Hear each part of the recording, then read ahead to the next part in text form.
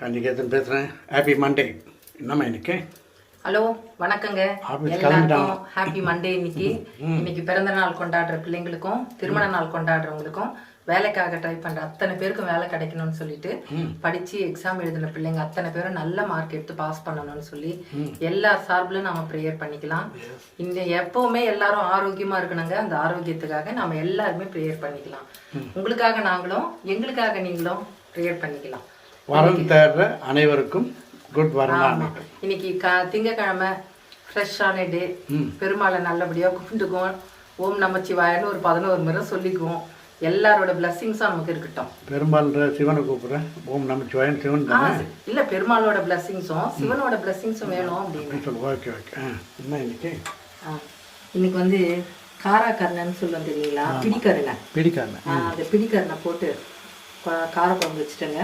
நிறைய பூண்டு கட் பண்ணி போடுங்க. வெங்காயம் தக்காளி நல்லா வதக்கிட்டு பிடிக்கருணையை நல்லா வேக வச்சுட்டு போடுங்க. அது ரொம்ப நல்லா இருக்கும். குழம்பு இறக்கும் போது கொஞ்சமாக வெல்லம் போடுங்க. இது வந்து பீன்ஸ் பொரியலுங்க. தேங்காய் பூ போட்டு பொரியல் பண்ணி வச்சுருக்கிறேன் நான். பீன்ஸ் பொரியல். டிஃபன் ஆயின் இருக்குது குக்கரில். பொங்கல் வச்சுருக்கிறேன். பொங்கல் இன்னும் பொங்கல். இன்னும் பொங்கல். பொங்கல் தான் பொங்கல். ஆமாம், அது தாளித்து சாப்பிடுங்க. ஆமாம், சும்மா எல்லாம் அந்த முந்திரி இதெல்லாம் போடுவாங்க தான், வேறு இல்லை.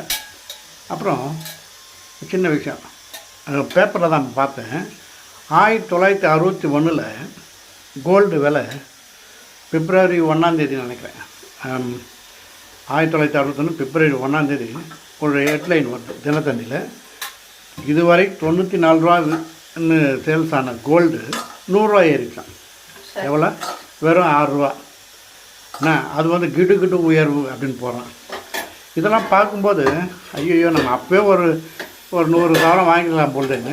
ஆனால் அப்பனுடைய எக்கனாமிக்கில் 100 ரூபான்றது பெரிய விஷயம். ஏன்னா அப்போ எல்லா சம்பளமே 15, 20 இப்படி தான் இருந்தது. எங்கள் அப்பா கூட அப்போ 40 ரூபா தான் வாங்கிட்டு இருந்தார் அப்படின்னு சொல்லுவாங்க. ஏன்னா அப்போலாம் அணா கணக்கு அப்போ 4 நாள் இருந்தது, 5 காசு இருந்தது, 1 பைசா கூட வேல்யூ இருந்தது. அதனால் அதை நம்ம இப்போ கேல்குலேட் பண்ண முடியாது. இருந்தாலும் அது நம்மளுக்கு ஒரு ஆச்சரியமான செய்தியாக இருக்குது. 94 100 ஆகணும். இப்போ நம்ம டெய்லி செலவே ஒரு சவரனுக்கு வாங்கலாம் போகுது. அப்படியாவது அசால்ட்டாக போகுது இல்லையா?